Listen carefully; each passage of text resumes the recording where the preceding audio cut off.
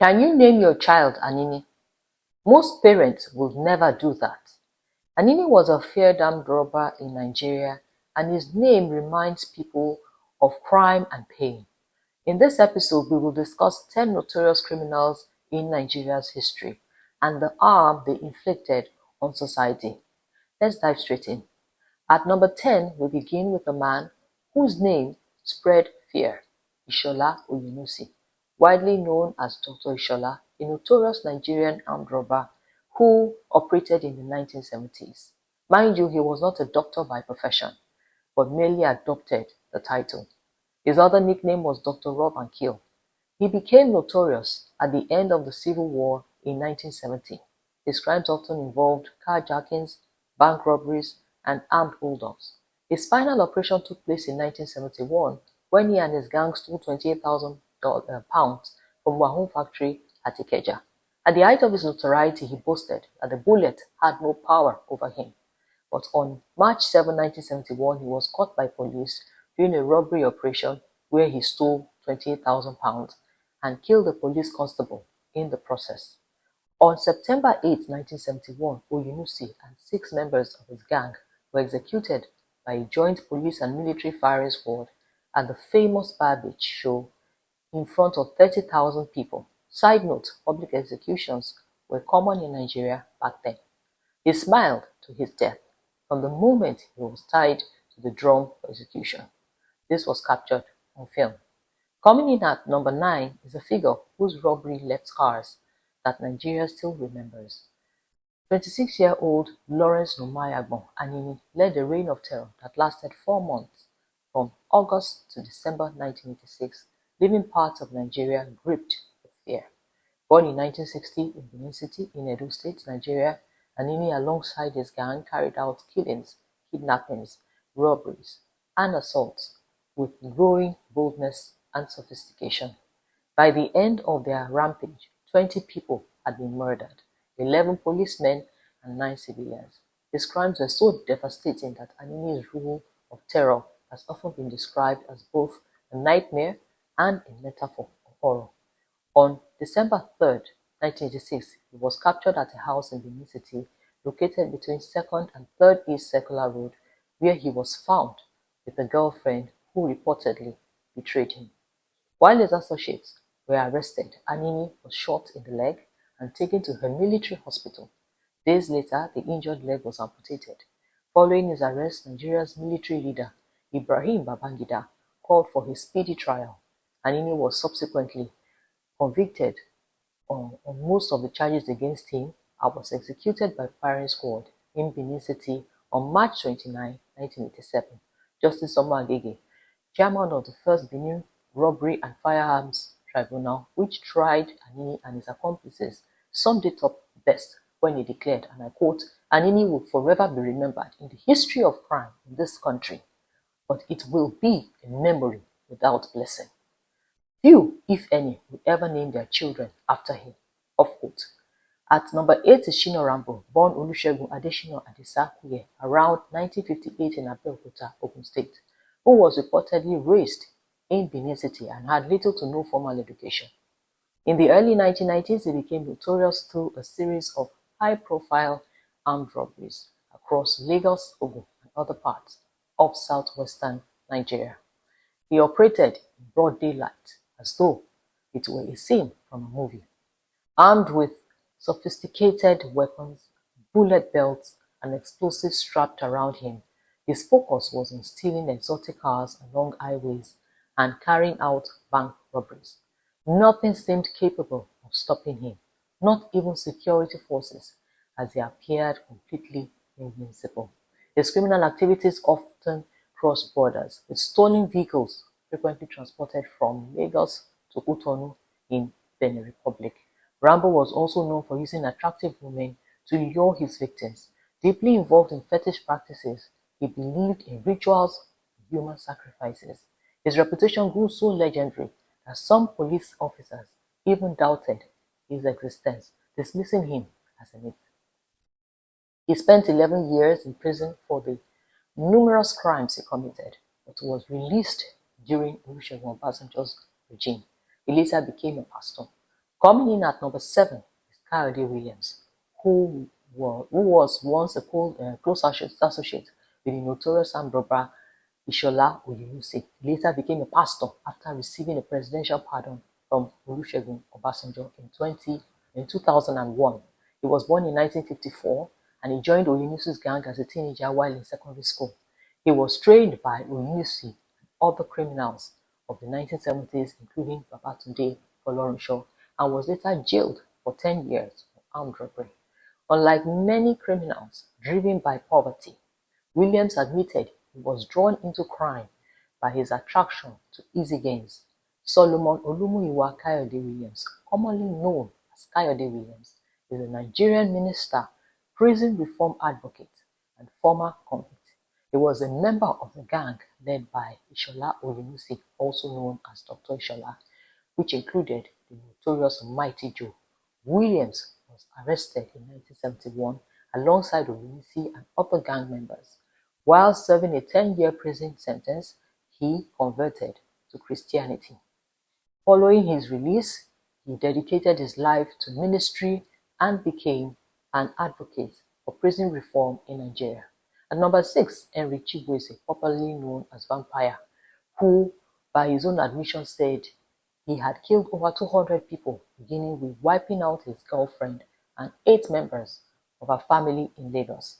He alleged that his girlfriend stole his 45 million naira share of the 110 million naira ransom paid by the family of one of his victims in Rivers State. He was responsible for many cases of kidnappings, armed robberies, murder of notable and prominent personalities in Imo State and Southeast and South-South states. He was a vicious and dangerous kidnapper and armed robber and was declared wanted since 2013.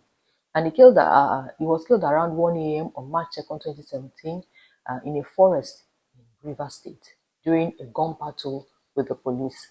Some gunmen had on January 27, 2017 invaded the court where Vampire was facing trial and freed him and other inmates, injuring many persons in the process.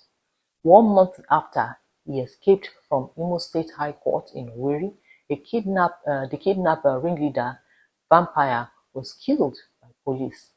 At number 5 is Chukwudi Dume Unwamadike, popularly known as Evans. He is a convicted Nigerian kidnapper from Inewi, Anambra State. He is nicknamed the billionaire kidnapper, who is believed to be one of the richest criminals in Nigeria's kidnapping history.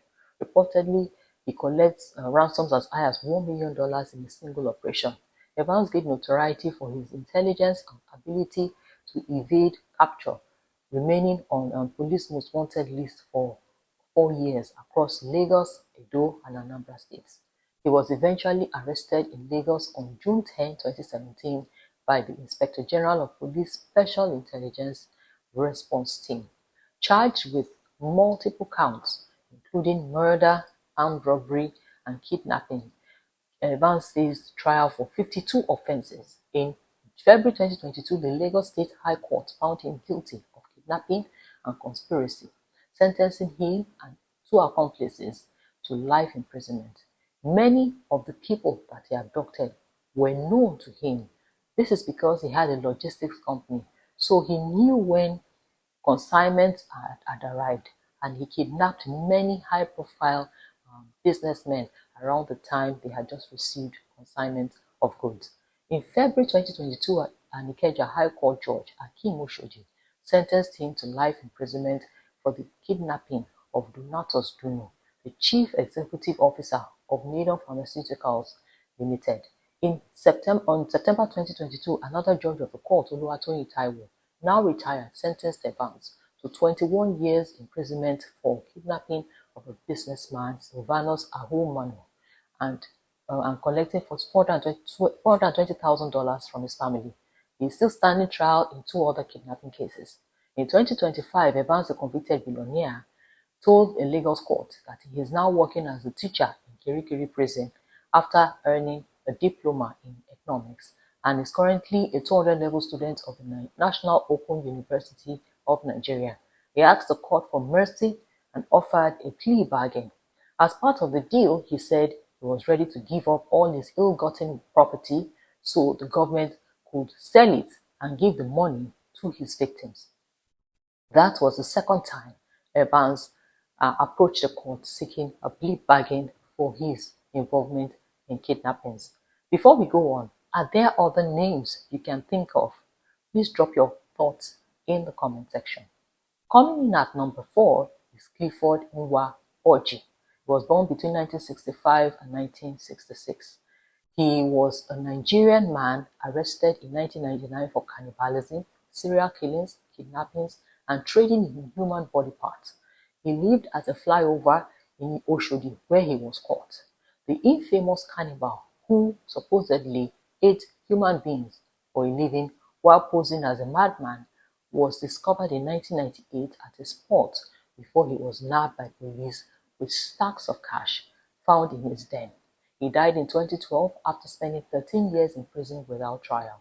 Clifford Orji, once a razor blade seller, later claimed to be a native doctor and some kind of spiritual healer, and lived under a highway bridge in Oshodi, Ishola, pretending to be mentally ill. On February 3rd, 1999, police arrested him after a missing woman was found near death in his hideout, where fresh and cooked human body parts, skulls, female underwear, a check for $80,000, and a mobile phone were also discovered. He confessed at a police news conference to years of cannibalism, murder, and kidnapping, saying it was part of his culture. He was remanded in Kirikiri prison in 2000, but never stood trial due to worsening mental illness. In April 2012, he sued the Lagos State Attorney General for unlawful imprisonment. 4 months later, on August 17, 2012, Orji died of natural causes at the age of 46. Other reports said he died in sleep. At number 3 is Isiaka Busari, better known as Mighty Joe, who is a Nigerian bandit and the right-hand man of the notorious Ishola Oyenusi. After Oyenusi's death, Mighty Joe resumed leadership of the gang, unleashing terror across southwestern Nigeria until his capture. He was executed by firing squad in 1973. He was born in 1936 in Lagos into a family of 7. He dropped out of primary school due to financial hardship. He later joined Ishola Oyenusi in armed robbery operations, and after Oyenusi's death, he took over the gang, recruiting ex-military men to strengthen their activities. Shortly before his execution, he converted to Islam. In 1973, Mighty Joe was arrested while attempting to snatch just 10 naira from a bar attendant named Michael Osayunen. Following his trial, he was taken from Kirikiri Maximum Security Prison to Lagos Bar Beach, where he was executed by firing squad on 6 June 1973. At number 2 on our list is Tewase Akwasa, popularly known as Ghana, who was a feared militia leader in Benue State, Nigeria, whose reign of terror stretched for over a decade and peaked between 2015 and 2020. To some, he was a ruthless criminal accused of massacres, kidnappings, assassinations, cattle rustling, and extortion, killing anyone who resisted his levies. To others, especially in his hometown of Beji, he was a Robin Hood figure, providing basic amenities and casting himself as a defender of the thief people. Despite a 50 million naira bounty and repeated police and military offenses, Ghana's ability to vanish at will made him almost untouchable. His dominance left communities shattered by violent supremacy battles.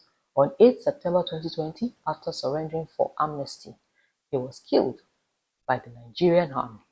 Finally, at number 1 is Abiodun Egunjobi, widely known as Godogodo, meaning a hefty man, was a notorious Nigerian armed robber who was on the police wanted list for a long time.